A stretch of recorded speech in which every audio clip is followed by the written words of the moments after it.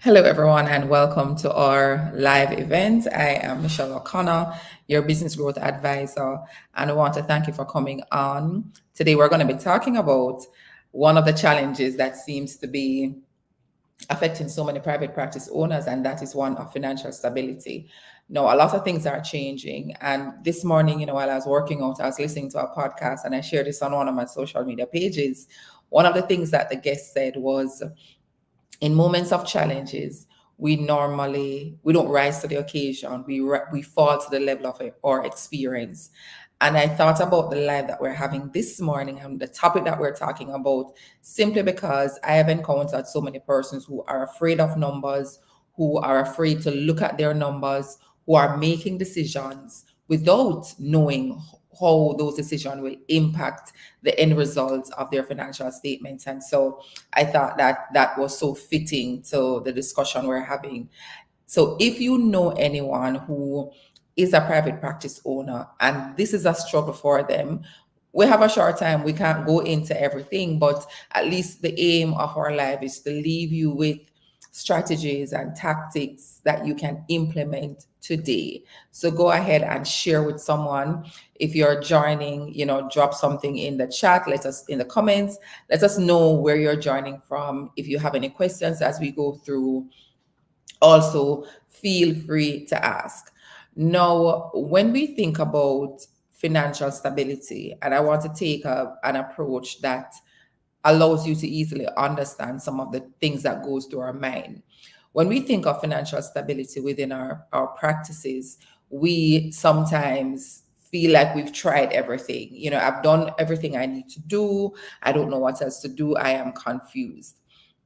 So I want to share with you four things that you can think about and you can pay attention to. And you can do this whether or not you have experience in business, whether or not you are versed with Excel or financials.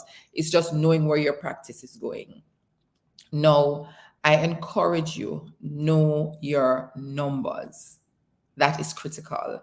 First, when I encounter conversations with private practice owners and I ask them, all right, tell me about where's your profit and where's your profit now and where do you want it to go? What is your most profitable service or product? Or what is your least profitable product or service? A lot of times persons aren't able to answer that question. And they aren't able to answer the question because they don't know their numbers. They don't know how their practice is performing. What they do know is that they're able to pay their bills, they're able to pay their team, they probably are paying themselves, and they're staying afloat. However, there might come a time when you now need to think about what's next. What's the next 5 years looking like?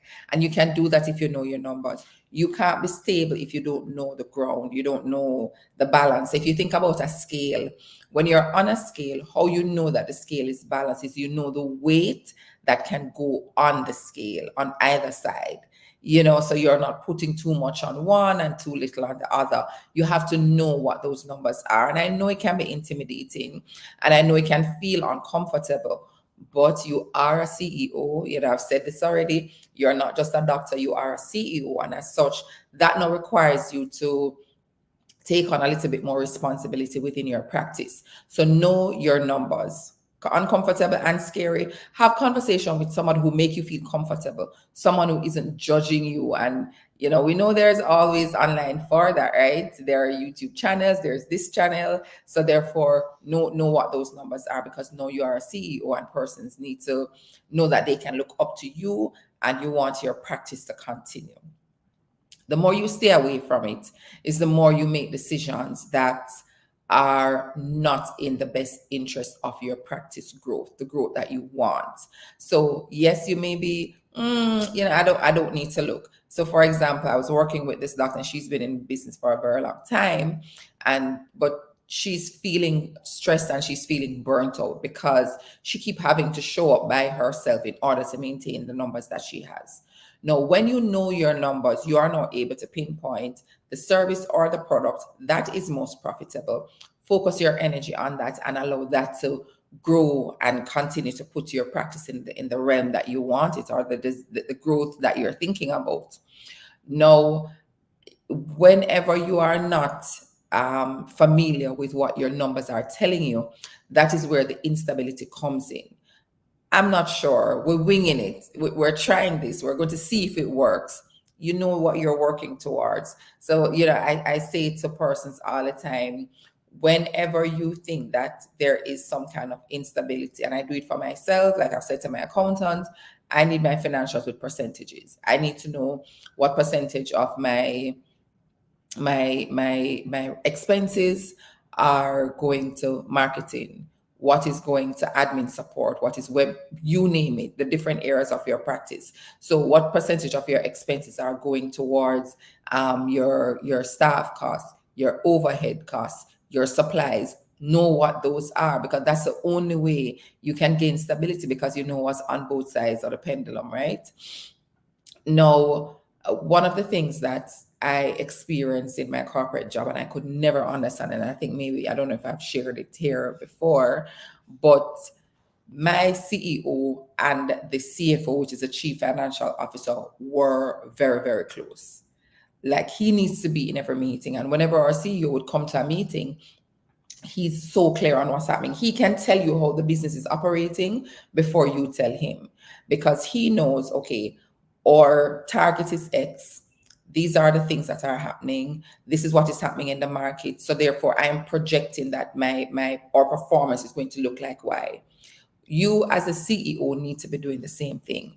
And oftentimes you may not be able to do it because you have everything else that you're carrying. You're carrying sales, you're trying to train your team, you're carrying so much. But there comes a time when you need to spend that time to figure out how is our practice performing. I made a post on my page yesterday where I talk about your schedule. Have one day where you are just thinking about the admin side of your practice. Let me look at, how did we perform last week?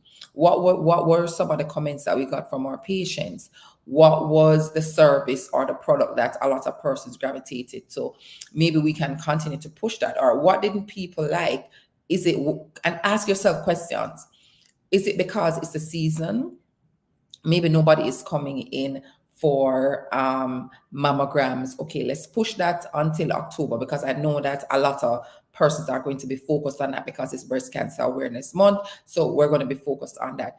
Think about the services that you offer, how you serve your patients, and take a day out of the week. I know sometimes you're like, oh, Michelle, it's easier said than done. But guess what? Whenever you take that day, it gives you so much clarity that you're able to show up for the other days that you work. You're showing up and you're not worried. Okay, team, you're giving your team direction because you now have clarity. Sometimes as well, what causes the instability, as the leader, you're not clear. And because you're not clear, you're also projecting that on your team. Today we're focusing on this, oh, we're not doing it again. Tomorrow we're doing that, and they're also confused. And I know you may not look at how you show up even as a leader as a part of the instability in your financial performance for your practice, but it can be because your team don't know and they are not clear. So if you come with clarity, knowing your numbers, and you say to them, okay, team, in our weekly meeting, I hope you are having weekly meetings. If it's even you alone in your practice, and you have an accountability partner, or you have a business partner, or you have an admin or a nurse, have conversations with them. Let them know where you're going. So knowing your numbers, you show up for your weekly meetings, and you are saying, okay, guys, last week this was the product or the service that we were pushing. It did perform how we were expecting. We saw some improvement. Let us continue and gather some more data and see what happens. So it means your team now knows, all right, you know what? This week, this is what we're doing. This is a month where we're celebrating. I saw somebody made a post about persons who have done C-section. Maybe it's an awareness. There are a lot of awareness months, a lot of periods where we're acknowledging various procedures. I'm going to make sure that I'm having those conversations. When persons walk through the door, this is what we're pushing. So when you know your numbers, you're making decisions that are objective and directly impacting your bottom line. And you're also providing clarity for persons. So I don't know if you're joining, please go ahead and leave something in the comments. I'm just checking to see if anybody have any questions. Thank you, Emmanuel, and thank you for coming on. Just wanting to make sure if you have any questions, guys, please go ahead and drop that. So we're talking about financial stability, and I shared with you that first, you want to ensure that you are very clear on what your numbers are. You're now a CEO. You're not just a doctor. You are now a CEO, and with that hat comes other responsibilities. So know where your revenue is coming from, know what services are most profitable, and we touched on what are some of the things that you would need to do in order to be clear on that. Look at your sales report.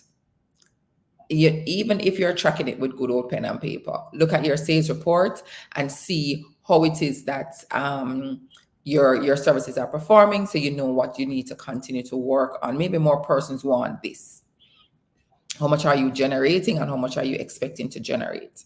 No, that's one side, that's the revenue side. We tend to ignore the expenses. And this is also sometimes a very eye-opening exercise for clients, in that when they say, okay, we've looked at the revenue, we know what revenue you're projecting, let's look at your expenses. What percentage of your revenue goes towards your admin expenses? What percentage of your revenue goes towards your operating expenses? Let's look at it and see where you're putting your efforts. So if we use an example, you may have been running a marketing campaign. Let us see what percent of your revenue is going towards that. Has your revenue increased over a period? And it doesn't happen overnight. So you may be running that marketing campaign for maybe 6 months, for example. Have you seen an increase in your revenue? Because sometimes we need to dial back. So if I take it to even how small consultants like myself, we operate, I am able to look at what are my subscription, what platforms am I using? Am I generating any revenue from this, or am I using it the way that I need to use it? So there are times when you have, and I'm going to use an example that you use in your practice, you're collecting the data for your patients and you're storing them. I'm sure you're paying for that application that you're using, that software that you're using. It doesn't just need to be a storage platform. It can be something, now that you have your patients' information, how can I serve them more? How can I show up for them more? And that could mean you're sending them email, you're sending them a newsletter, you're sending them tips, you're wishing them happy birthday, you name it. Go ahead and look at, when you take the time, you take the day to dissect and look at your financials, you are able to pinpoint what are the opportunities that you may not be taking advantage of. Another thing that sometimes happens for persons is, because they don't know what the expense side looks like, you don't know what a turnover of the what would I call it, of the if you're serving your stock. That's what I'm looking for. You don't know how the turnover of that, and turnover don't mean you have an inventory management system. It just means last month we spent $2,000 on office supplies. This month we're spending 3,000. Next month it's 4. The other month it's 2. Like, where is it going? What is that number that you know this is where the expense is supposed to be? Okay, guess what? We're going to be audited in this period. Let's make a budget for that. We're going to need our accountants to come in. Let's budget for that. When you know what your numbers are, you can easily pinpoint where things are drastically changing. And it's no different from how you operate at home.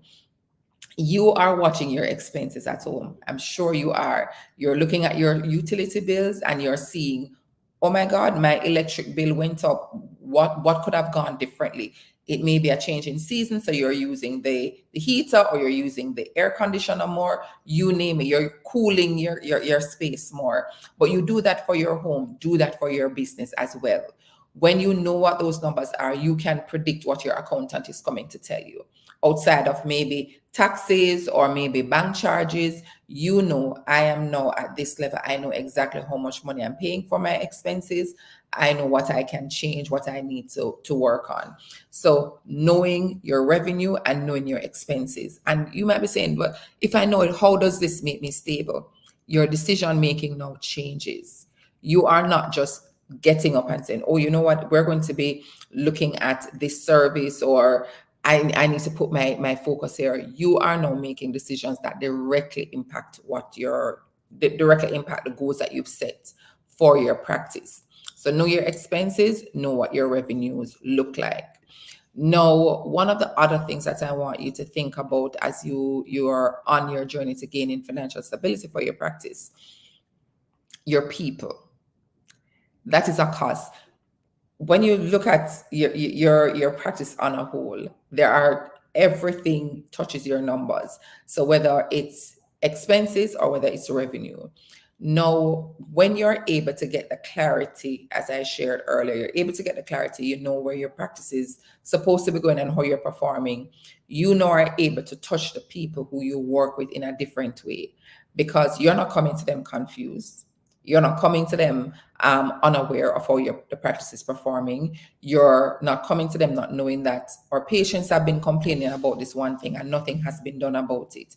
It also directs how you spend your money. So you might be saying to them, okay, I know we need more chairs, but we can't focus on that right now. If you know your numbers, you would have been looking at, listen, the number of persons who are coming in, that is increasing, or the wait time is increasing. Maybe I need to hire somebody else to come on board. Your decision making now changes, and it aligns with probably how you interact with your people. When they ask for things, it's not just a yes or no, or when they make suggestions. You can now have that conversation from a standpoint of, I get you, but this is where we are right now. These are the things that are happening. But when you don't know your numbers, you either ignore or you take the suggestion because you don't want persons to feel bad. So that's what I want you to think about.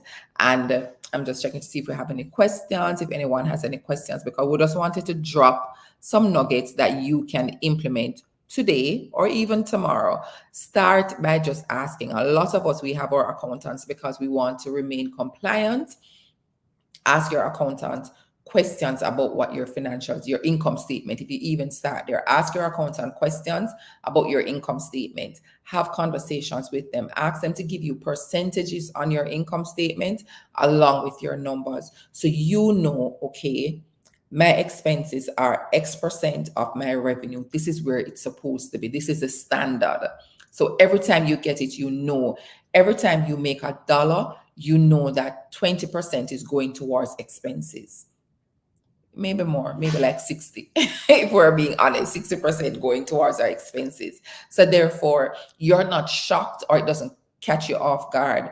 Also, when you're setting your targets, you know, if you plan to make $1 million in revenue, you already know that maybe I'm only going to be pocketing 400,000. How can I work on that 600,000 that I'm paying in expenses? So I really want you to think about it. And at any point in time, if you have questions, I want you to drop it in the chat. I got a few prior to our live that I'm going to be answering now while you think about if you have any. And even if you join and watch the live after, we normally come back and check. So please go ahead and share those as well.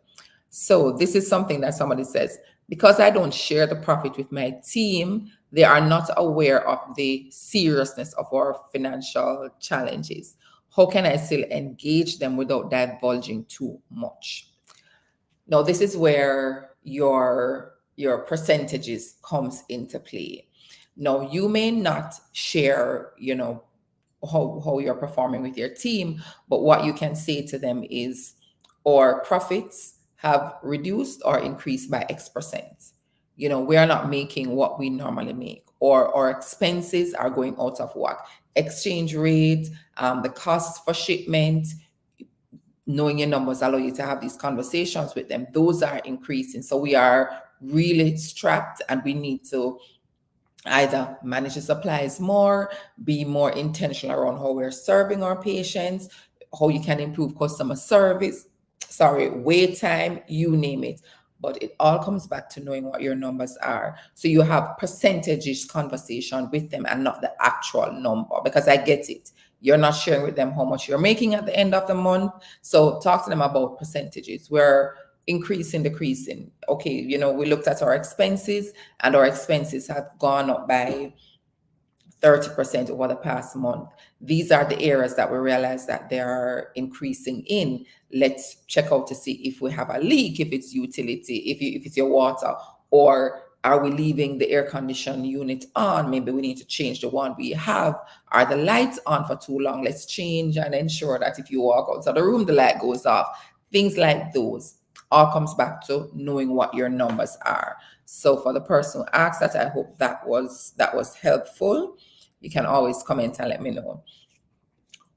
Next question is, what do you propose for someone who is just afraid of numbers? No, I get this a lot. Ask your accountant.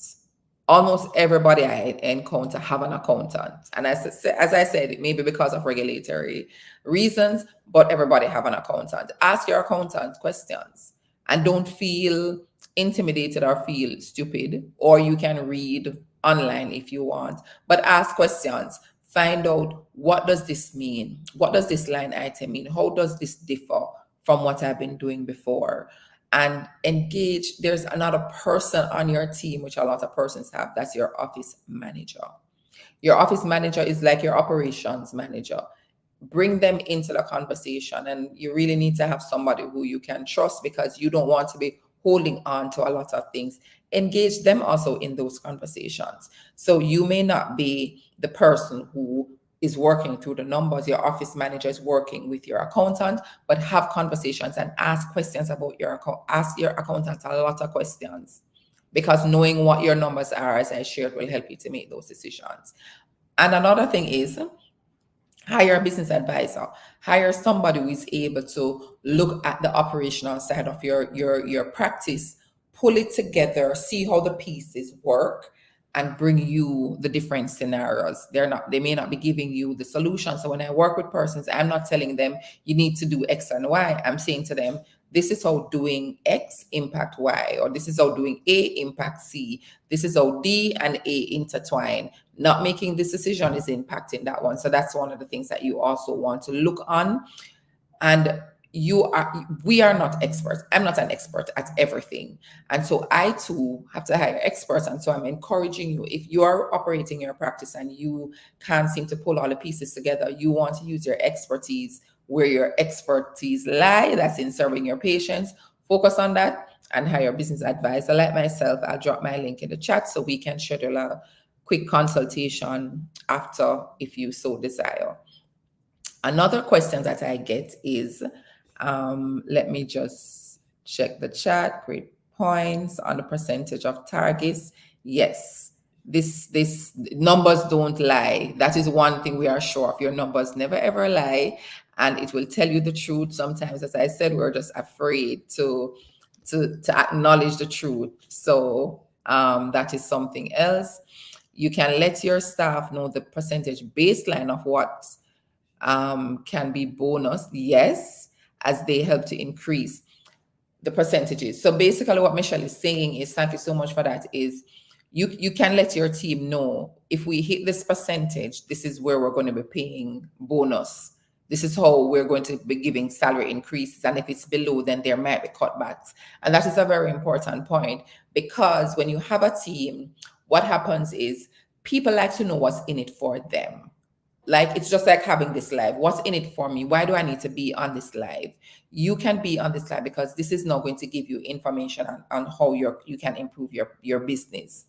What Michelle is sharing in the chat is, when you're able to share that information with your team, they know, okay, if I move the profit by 10%, it means that I am able to get a percentage bonus, or I am able to get an increase. If it goes south, it means we may need to have cut back. So let your team, thank you for that, Michelle, know what's in it for them. And I dropped my link in the chat if you'd love to schedule a call for us to have more conversation. So the last question I got was, how do we manage expenses when they are fixed? So not all your expenses are fixed. And I know the most expensive or the highest expenses are those that you may see fixed, whether it's your mortgage or your rent or your lease, depending on the location where you are, your utilities, your staff costs, etc. Now, when you look at those, even though you may see those as some of your fixed costs, the idea is how can you generate more revenue from your cost? And sometimes we don't look at those conversations. If you look at your team, and it's not to overwork them, but it's how they can work more efficiently. What is the productivity levels? Or I don't want to use that term because we throw it around so often. But let me use an example of somebody that I worked with. She had her office open on a Saturday. So of course she was incurring costs from that. She also had team members who were coming in and working. However, what she was not looking on is how profitable was that Saturday. When we looked at the numbers, we're like, you're bleeding money by just opening. First of all, you're paying the person who's working on the Saturday far more than anybody else is getting in from working Monday to Friday. It's costing you, it's increasing your utilities. You're paying another person to work with them on a Saturday. That's additional cost. It's not working out for you. Or it could be that you're already acquiring, or you're already incurring the expense from having this location open. Why not open on a Saturday? But you need to be very strategic about it. Who would want to come in on a Saturday, and what are the times that they want to come in? Maybe you're opening, but what you're offering is not what persons want, or the time that you're opening is not, it doesn't work with persons' flexibility because of their other obligations during the week. So you look at your expenses, though the cost that you're incurring is supposed to be generating revenue for you. So yes, it may be fixed, but how are you utilizing it? Then you also now look at your variable costs. Those are some costs that you can also manage. Maybe you have subscriptions that you're not utilizing, you're not making the best use of them. I can tell you, when I just started out, I had my website. It was okay for the first year. When it was time for renewal, I was like, oh my God, I'm going to be paying all this money to renew, utilizing this application. And then I realized I wasn't using my 5 emails per month. I wasn't using the newsletter feature. I wasn't using the app. There were so many features that I was not using that would generate revenue, but it never hit me until it was time to renew the cost. So I want you to look at your numbers and look at the line items in a way where you're asking yourself questions. And if you're not able to ask yourself those questions, then you get somebody who can question the numbers with you. Okay, I realize that this number went up. I realize that that number went down. Talk to me about what would have happened in your practice. Those conversations are the ones that generate so much ideas.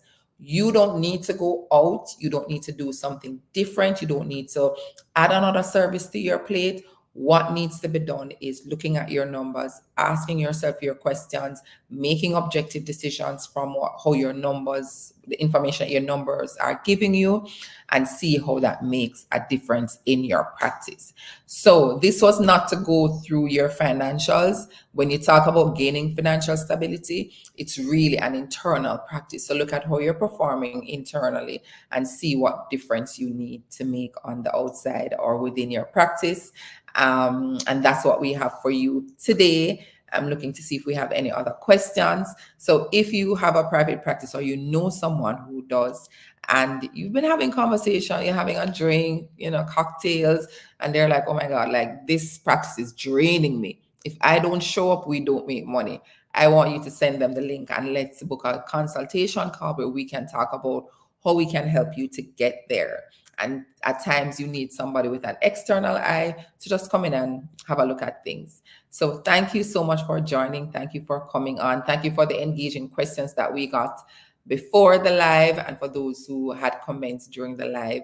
Have a wonderful day. Please share this with someone, and here's to you gaining financial stability in your practice. Bye.